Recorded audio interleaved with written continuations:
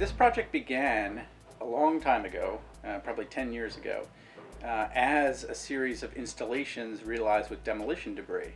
Now, at that time, I was working more abstractly and more in vacant spaces in the city as well as in galleries and institutions.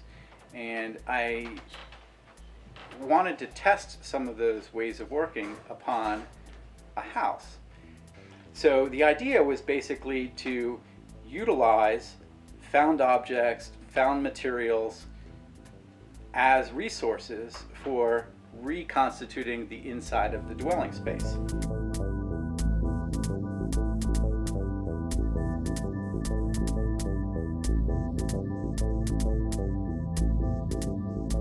I like things that have texture.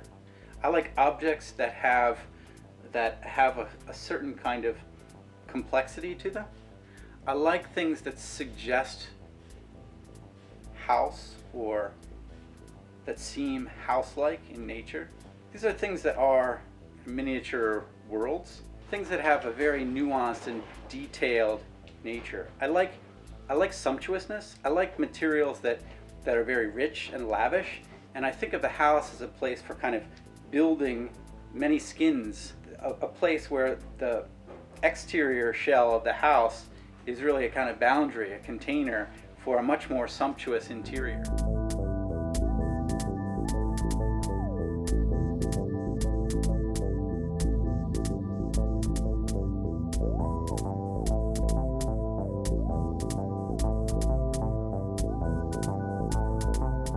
There's two things at work here. One is the attempt to make a place, and in making a place,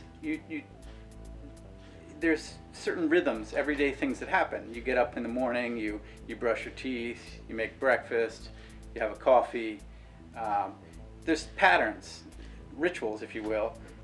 Now, the nature of that pattern is, for me, in conflict with the animate nature of objects and materials.